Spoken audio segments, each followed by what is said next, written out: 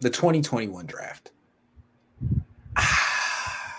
Would you have traded up to 3 or would you have stayed at 12? Given the fact that if you stay at 12, you can still get a quarterback. You can get a different position. You can get a quarterback and have a competition. You can get a pass rusher. What would you do? I mean, we talked about this a little bit before. Earlier. Yeah. And honestly, given how everything went and all of that, I think that, if you asked me this 5 minutes ago, I might have given you a different answer, but I think I would have traded up to 3. I think, it's easy to say now, looking back. Yeah. Mac Jones fell to 15. Justin Fields fell to 11 and all of that. I don't know if I would have traded up to 3 a month before the draft. Yeah. That, to me, was maybe a little questionable, but I have no problems with them going up to 3 and getting their guy, and that's Trey Lance. And so, honestly, it doesn't bother me too much. The month before the draft, the kind of cloudy reporting, the way they went about the entire situation, there's a lot about it I would change. I think they handled it in somewhat of a poor way, and then coming out and saying that all the reputable media members were just making things up and all of that. I have a little bit of questions about that entire thing. But in terms of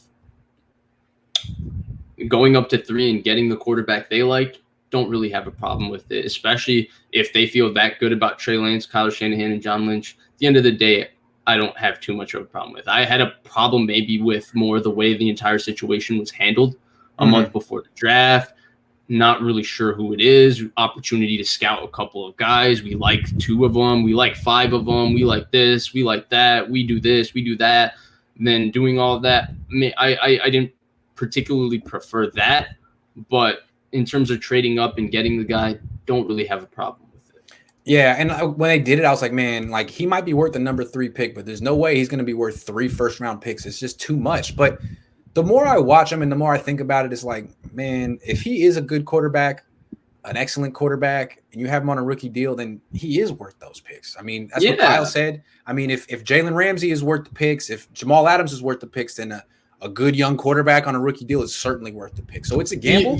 But the more I've seen him, the more I feel like, man, it was the right gamble. The bigger difference, though, is that Adams and Ramsey are proven all pro players that you're trading for. That's the big. If Trey Lance were a proven young player, you wouldn't get him 100%, right? Like if they traded all of this for Deshaun Watson before the ugly situation, we'd all be like, wow, hell of a trade. You got Deshaun Watson for that. So I agree with that. And the other thing is that the thing about this draft, and the thing we have to say realistically to ourselves, and I felt like you and I were actually on the train of saying this quite a bit, maybe too much before the draft. Only one of the 2 of these guys are going to succeed. That's just the reality of the situation. So, Fields before the draft, Fields and Lance might be like this, and Jones and Lance might be like that, and something like that, where they're all really close together.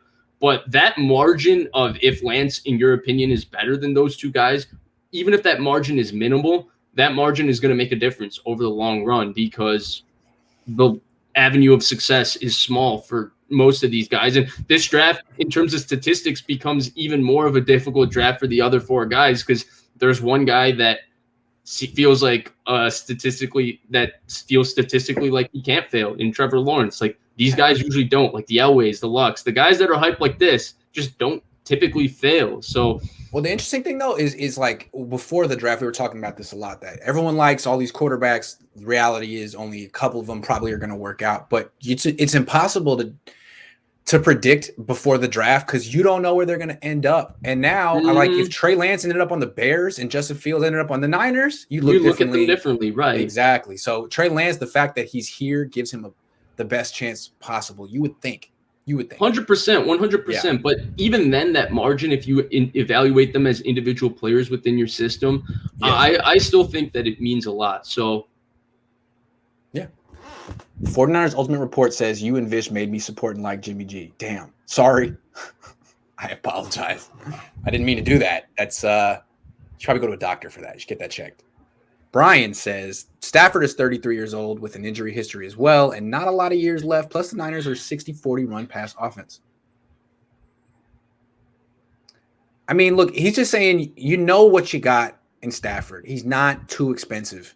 That's fair point. It's you still don't really know what you got with Trey Lance, which is why Jimmy Garoppolo is 5 more years. I'm 33. 5 more years. What are you trying to say, Brian? And then the 60-40 run pass offense, that's because of the quarterbacks they have. It's not a 60-40 run pass offense with Matthew Stafford. Yeah. T-Money Sacktown, what's up, T-Money? Vish, do not compare your Nickelodeon with our Nickelodeon. You kids don't know what it means to watch Nickelodeon shows these days are lame. Yeah, when I was a kid, there was a lot of like live action Nickelodeon shows that were kind of classic-y, and then the Rugrats, Doug. I don't know if kids watch Doug anymore, but Doug was just T-Money. You know what? T-Money Sacktown, this is big cap. This is big cap. All you, my time was better. My time was better. Drake and Josh, SpongeBob. That's what Nickelodeon was all about. Come on. First of all, I've never heard of Drake and Josh. Can I just say that? Never heard of them. SpongeBob did come out, I want to say, middle school for me. And it's all I love SpongeBob. I watch SpongeBob today. So you cannot be too old for SpongeBob. I wasn't allowed to watch. I watched SpongeBob, but I'd have to change the channel when my dad came into the room because he thought SpongeBob was educational poison for my brain. He thought that it would somehow make me dumber. So he didn't want me watching SpongeBob. But like, I needed to watch SpongeBob. Dad, I gotta talk to the kids at school about SpongeBob. They all watch SpongeBob. All the cultural references. What happens tomorrow if I call somebody on the phone and I go, "Hello, is this the Krusty Krab?" And when they say no, this is Patrick. I don't know what to say. Like, come on, Dad. Ron what if I don't know about the Goofy Goobers? Ron says just a friendly reminder that we own the Rams. Jared Goff, though, he's not on that team anymore.